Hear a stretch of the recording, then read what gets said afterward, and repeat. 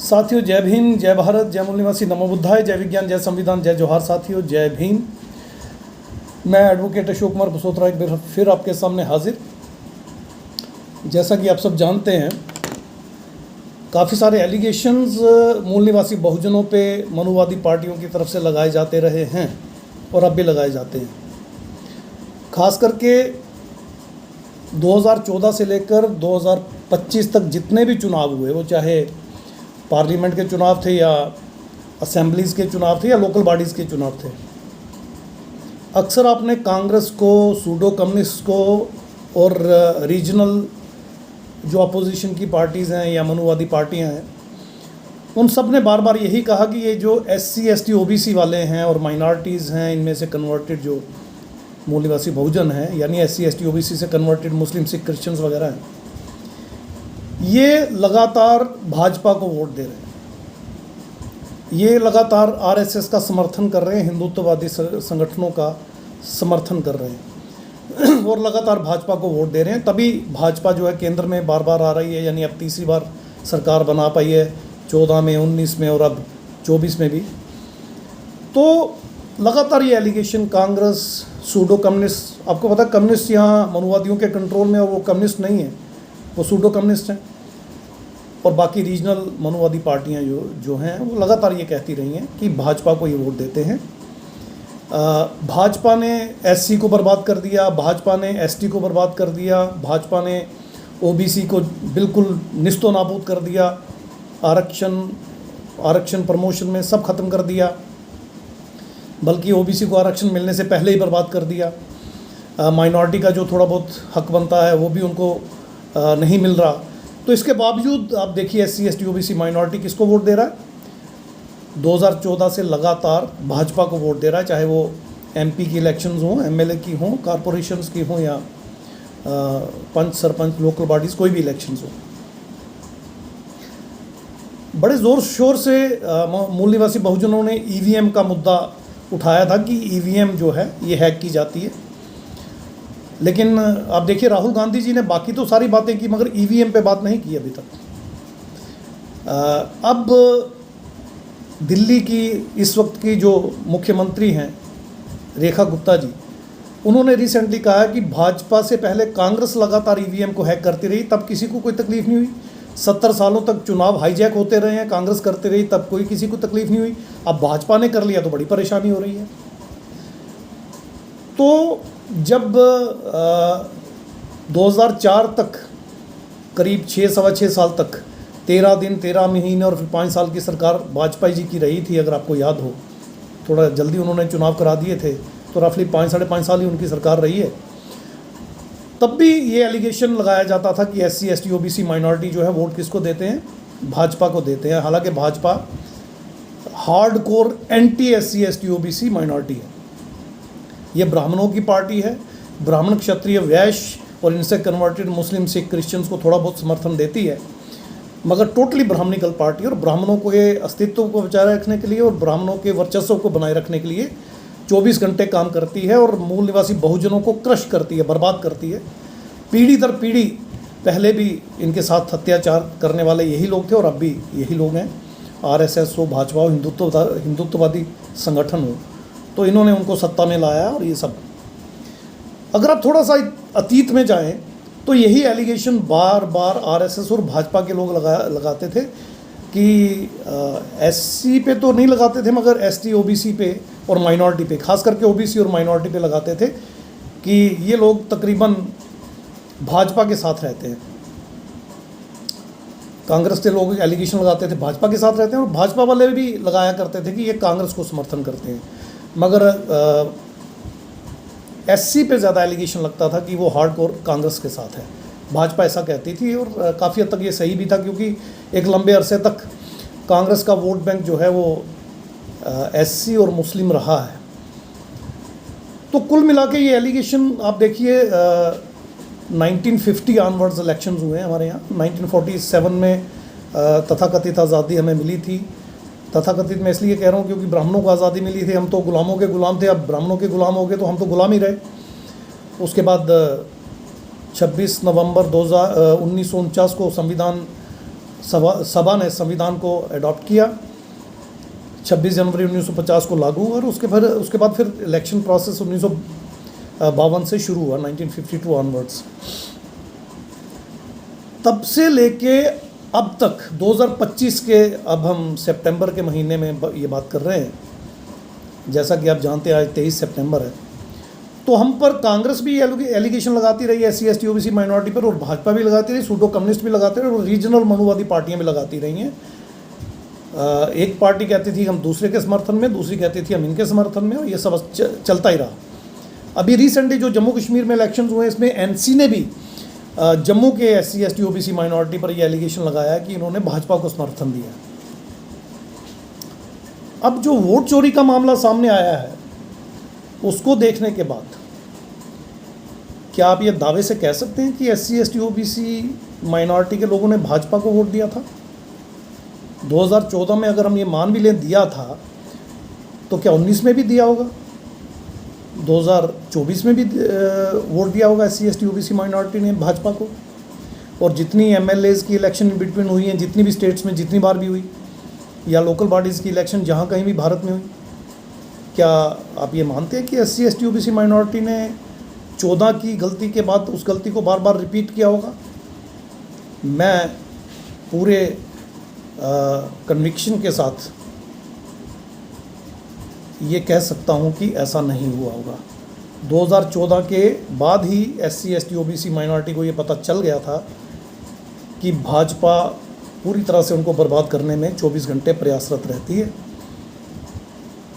और उन्होंने फर्दर उनको वोट देना तकरीबन बंद कर दिया था। कुछ एक मफादप्रस्त लोग उनसे जुड़े रहे और कुछ एक मूर्ख लोग उनको वोट देते रहे, ये मैं मानता हूँ, मगर एक ह्यूज मेजॉरिटी उनसे बड़ी जल्दी टूट गई थी।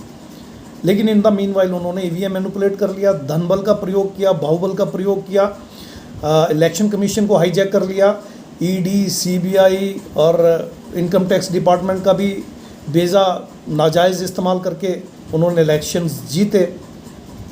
लेकिन इसका मतलब ये नहीं है कि जब कांग्रेस जीतती थी तो तब हम कांग्रेस को वोट दिया करते थे, तब हम एंटी कांग्रेस थे। मैं दावे से कह रहा हूँ, खास करके OBC की तरफ से ये मैं वाजे कर दूँ, हम एंटी कांग्रेस थे, क्योंकि कांग्रेस ने भी जितना भी रूल पिछले 75 साल में किया है, करीब 55 साल तो कांग्रेस का रूल रहा ही रहा है, उन्होंने ये इंश्योर किया कि SC ST OBC माइनॉरिटी पूरी तरह से बर्बाद रहे।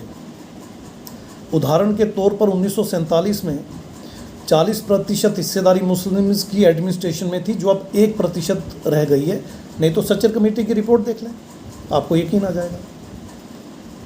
OBC का काका साहब केलेलकर कमीशन हो या मंडल कमीशन हो, उसको रद्दी की टोकरी में डालने का काम कांग्रेस ने किया, और आज तक जो OBC को जनसंख्या के अनुपात में हिस्सेदारी मिलने का मुद्दा है, उसमें BJP तो पूरी ताकत के साथ लगी हुई है कि ना मिले, मगर कांग्रेस इससे 1000 गुना ज़्यादा ताकत से लगी हुई थी कि ना मिले।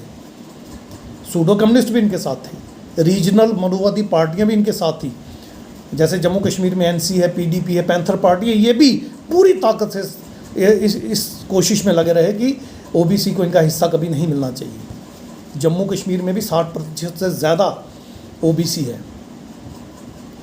मुझे याद है जब कांग्रेस सत्ता आसीन थी तो बिल्कुल भाजपा की तरह धनबल, बाहुबल और EVM आने के बाद EVM का और EVM आने से पहले मतपेटियों का पूरी तरह से गायब कर देना और नई मतपेटियां काउंटिंग सेंटर में ले आना, ये सब किया करती थी, कांग्रेस भी किया करती थी। इसके अलावा कांग्रेस बदमाशी से, गुंडागर्दी से भी पूरे बूथ कैप्चरिंग करके भी वोट डलवा लिया करती थी अपने हक में। मुझे याद है, थोड़ी पुरानी बात है, जम्मू कश्मीर में बहुत पुराने इलेक्शंस की अगर मैं बात करूं तो सारे DC और SSP बदले गए थे, कांग्रेस को जीतना था और कांग्रेस जीती थी। और जिन ऑफिशियल्स ने उनका साथ नहीं दिया था, कईयों को सस्पेंड किया गया, कईयों पे केस बनाए गए, कईयों को प्रताड़ित किया गया। और ये बात सिर्फ जम्मू कश्मीर में नहीं हुई, पूरे भारत में हुई है और लगातार हुई है। इमरजेंसी का दौर तो आप जानते ही हैं। तो कांग्रेस हो, भाजपा हो, सूडो कम्युनिस्ट हो, कोई और मनुवादी पार्टियां हो, रीजनल मनुवादी पार्टियां हो, ये सब की सब SC ST OBC माइनॉरिटी की पूरी तरह से विरोधी रही हैं, आज भी हैं और आगे भी रहेंगी। 1987 में जब जम्मू कश्मीर में इलेक्शन हुई थी, कांग्रेस और NC का एक कार्ड हुआ था, उन दोनों ने मिलकर मुस्लिम यूनाइटेड फ्रंट मफ के सारे जीते हुए कश्मीर में जो कैंडिडेट हैं सबको हरवा दिया था। मुझे याद है तब वहाँ के डीसी और एसएसपी दोनों जाते थे काउंटिंग सेंटर में, और मुस्लिम यूनाइटेड फ्रंट के जीते हुए कैंडिडेट के कंधे पे हाथ रख के उसको एक साइड पे ले जाके एक ही सवाल पूछते थे, जीतना है या जिंदा घर जाना है? अगर जीतना है तो सामने वाले गेट से निकलो, जिंदा घर नहीं पहुंचोगे। अगर जिंदा घर जाना है तो पिछले गेट पे हमारी गाड़ी लगी है, तुम्हें घर तक छोड़ देगी, मगर ये इलेक्शन हम तुम्हें नहीं जितवाएंगे। हारे हुए कैंडिडेट को, कांग्रेस या एनसी के कैंडिडेट को जितवाएंगे। और इस तरह से मुस्लिम यूनाइटेड फ्रंट मफ को क्रश किया गया। फिर उन यूथ लीडर्स को जो इलेक्शन लड़े और जिन्होंने ये मूवमेंट खड़ी की थी कश्मीर में, बहुत बड़ी डेमोक्रेटिक मूवमेंट थी वो, हालांकि नाम मुस्लिम यूनाइटेड फ्रंट था। पहले नेशनल कॉन्फ्रेंस का नाम भी मुस्लिम कॉन्फ्रेंस हुआ करता था, आपको शायद मालूम नहीं होगा। शेख अब्दुल्ला ने इनिशली जब पार्टी बनाई थी तो वो मुस्लिम कॉन्फ्रेंस थी, बाद में उसका नाम उन्होंने जेके नेशनल कॉन्फ्रेंस किया था। तो ऐसे ही मफ बनी थी मुस्लिम यूनाइटेड फ्रंट। नाम पे मत जाइएगा, नाम से आपको लगेगा पता नहीं ये कोई इस्लामी पार्टी, ऐसा नहीं था। कब भारत के संविधान के दायरे में रहते हुए उन्होंने इलेक्शन लड़ी और जीती थी, मगर उनको हरवा दिया गया था। फिर उन पे बड़े हीनियस क्राइम्स और केसेस झूठे बनाकर डाले गए, इंटेरोगेशन सेंटर्स में उनको ले जाया गया, हीटरों पे पेशाब करवाया गया, मारा गया, प्रताड़ित किया गया, बड़ी बुरी हालत की गई। कुछ एक लीडर्स को शायद आप जानते भी हैं और उनकी हालत आप देखते भी हैं, ये तभी की उनकी प्रताड़ना की वजह से ये हालत हुई है। तो साथियों, कांग्रेस ने भी कोई कोर कसर नहीं छोड़ी, भाजपा ने भी कोई कोर कसर नहीं छोड़ी, सूडो कम्युनिस्ट ने भी कभी, जहाँ भी उनकी सरकारें रही, कोई कोर कसर नहीं छोड़ी। और रीजनल मनुवादी जितनी भी पार्टियां, उन्होंने भी कोई कोर कसर नहीं छोड़ी। धन बल, बाहुबल, ईवीएम या मतपेटियों की मैनिपुलेशन या बूथ कैप्चरिंग, बदमाशी, गुंडागर्दी, पुलिस, पैरामिलिट्री फोर्स, आर्मी, यहाँ तक कि सारे का सारा तंत्र, ED, CBI, election commission, income tax department, सारे तंत्र का दुरुपयोग करके इन ब्राह्मणवादियों, मनुवादियों ने लगातार SC ST OBC माइनॉरिटी को इलेक्टोरल प्रोसेस से ना सिर्फ बाहर रखा बल्कि पूरी तरह से बर्बाद भी रखा। अब सवाल ये उठता है कि फ्री, फेयर, ट्रांसपेरेंट इलेक्शंस जब पिछले 75 साल में हुई ही नहीं, तो मूल निवासी बहुजनों की अपनी पार्टियां राष्ट्रीय स्तर पे कैसे पहुंचती? कुछ एक पार्टियां जद्दोजहद कर रही हैं, जैसे तमिलनाडु की एक पार्टी है DMK, बिहार की एक पार्टी है लालू प्रसाद यादव जी की राजद, राष्ट्रीय जनता दल, यूपी की एक पार्टी है, आप जानते हैं मुलायम सिंह यादव जी की पार्टी है, अब उनके डेथ के बाद अब उनके बेटे चलाते हैं, समाजवादी पार्टी। इसी तरह महाराष्ट्र में एक पार्टी है जिनका घड़ी निशान है, वो भी लोकतांत्रिक कांग्रेस है। और पार्टियां हैं, शिवसेना भी OBC के ही लोगों की पार्टी, हालांकि ब्राह्मणवादी है थोड़ी। तो इस तरह से पंजाब में भी कुछ OBC की पार्टियां हैं। तो कुल मिला के रीजनल लेवल पे OBC की बड़ी स्ट्रॉन्ग पार्टियां हैं।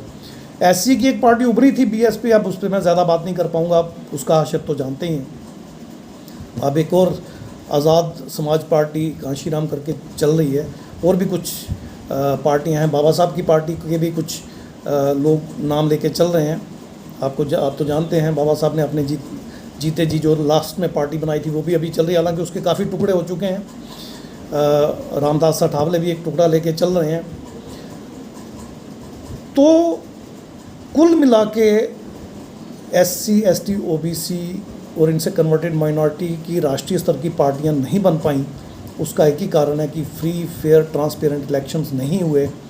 अरबों खरबों रुपया चाहिए इलेक्शन लड़ने के लिए, जो कि भारत की कोष से लूटा जाता है।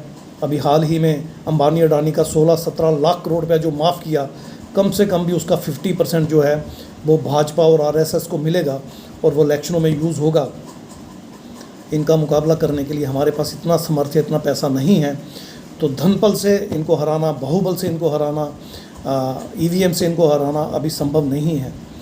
तो मैं ये वाजे करना चाहता था कि ये जो कांग्रेस हम पे एलिगेशन आज के दिनों में लगा रही है, और अभी हाल ही में नेशनल कॉन्फ्रेंस के उमर अब्दुल्ला जी ने भी हम पर ये एलिगेशन लगाया कि SC ST OBC और इनसे कन्वर्टेड माइनॉरिटी के लोगों ने भाजपा को वोट दिया, ये गलत एलिगेशन है। EVM मैनिपुलेट हुई है, वोट चोरी हुआ है, ये सब जानते हैं, अब तो ये खुल के सामने आ गया। मगर ये मत कहिएगा NC वाले लोगों की आप ये नहीं करते थे। कांग्रेस वाले और सूडो कम्युनिस्ट वाले लोगों, आप ये मत कहिएगा कि ये आप नहीं करते थे। जब आपके हाथ में सत्ता थी, ऐसा ही दुरुपयोग, बल्कि इससे बढ़कर दुरुपयोग आप भी करते थे। तो SC ST OBC माइनॉरिटी को मूर्ख मत समझें। हमें अब सारी बातों का पता चल चुका है।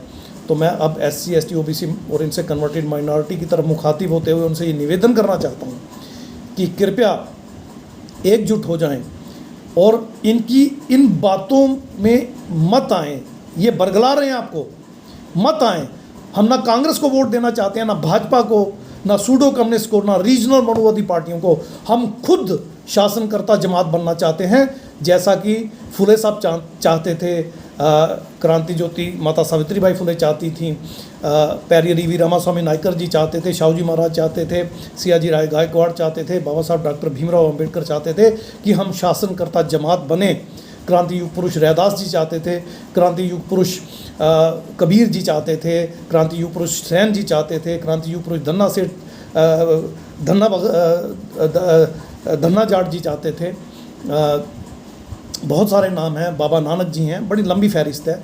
तो जितने भी बुद्ध तथागत गौतम बुद्ध से लेकर अब तक हमारे पैगंबर दानिश्वर हुए हैं, वो सब चाहते थे कि हम इस देश की शासनकर्ता जमात बने। तो आइए साथियों, एकजुट हो जाएं, इनके धन बल को हराएं, इनके बाहुबल को हराएं, इनकी EVM को हराएं, इनकी नूरा कुश्ती को हराएं और जल्द से जल्द देश की टॉप 4 या 5 राष्ट्रीय स्तर की पार्टियां खड़ी करके इस देश की बागडोर अपने हाथ में लें, ताकि शासन हमारा हो, प्रशासन हमारा हो, न्यायपालिका हमारी हो, मीडिया हमारा हो, देश के साधन संसाधन हमारे हों, हमारे आने वाली पीढ़ी इस देश पर एक छत्र राज भी करे और मानवतावादी, समता, स्वतंत्रता, बंधुता, न्याय पर आधारित समाज की संरचना भी करे। इस अहद के साथ आइए साथियों, इनके इस प्रोपेगेंडे को फेल करें। ये प्रोपेगेंडा हम और बर्दाश्त नहीं करेंगे। हम ना कांग्रेसी हैं, ना भाजपा ही हैं, ना सूडो कम्युनिस्ट हैं, ना रीजनल मनुवादी पार्टियों के गुलाम हैं। हम इस देश के मालिक थे, हैं और रहेंगे। हम इस देश की शासनकर्ता जमात हैं। हम रूल करेंगे और अपना भविष्य हम तय करेंगे। इन्हीं शब्दों के साथ साथियों मिलते हैं अगले वीडियो में। जय भीम, जय भारत, जय मूल निवासी, नमो बुद्धाय, जय विज्ञान, जय संविधान, जय जोहार साथियों। जय भीम साथियों।